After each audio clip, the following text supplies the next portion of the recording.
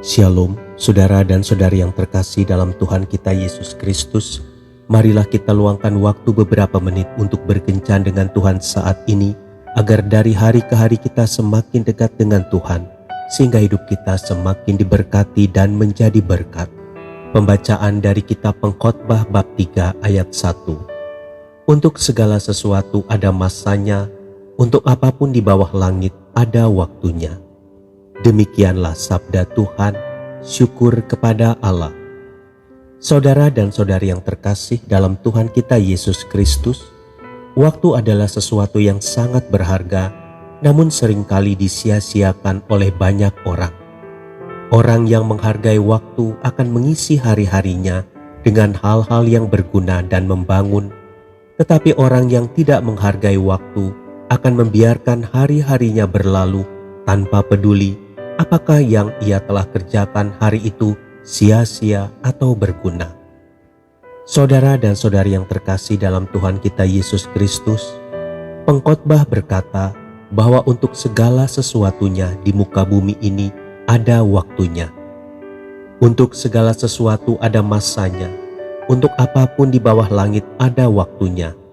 Ada waktu untuk lahir, ada waktu untuk meninggal, ada waktu untuk menanam, ada waktu untuk mencabut yang ditanam. Untuk dapat mengisi waktu-waktu yang kita lalui dengan hal-hal yang berguna dan membangun, renungkanlah puisi di bawah ini. Ambillah waktu untuk berpikir, itulah sumber kreativitas. Ambillah waktu untuk bermain, itulah rahasia untuk tetap awet muda. Ambillah waktu untuk tertawa, itulah musik yang menyegarkan jiwa.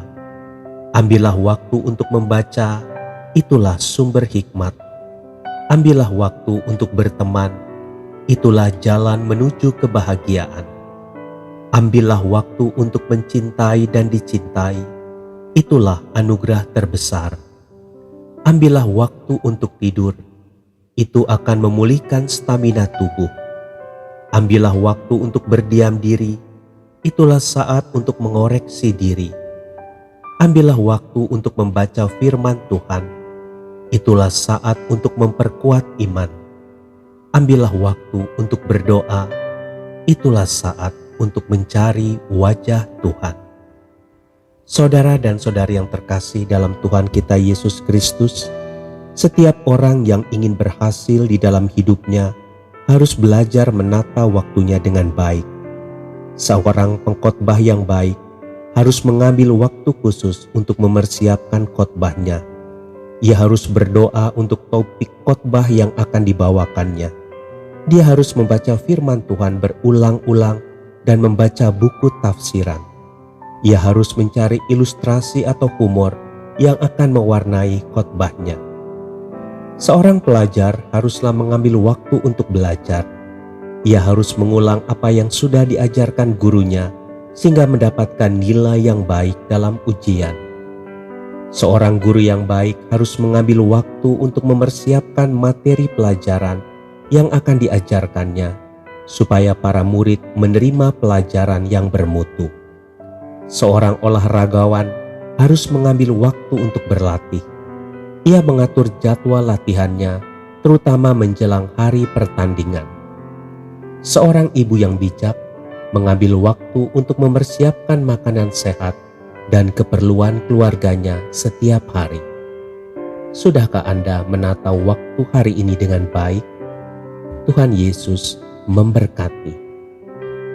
Marilah kita berdoa dalam nama Bapa dan Putra dan Roh Kudus. Amin. Tuhan Yesus, berilah aku hikmat dan kemampuan untuk menata waktu yang Kau berikan dan mengisinya dengan hal-hal yang berguna dan membangun. Amin.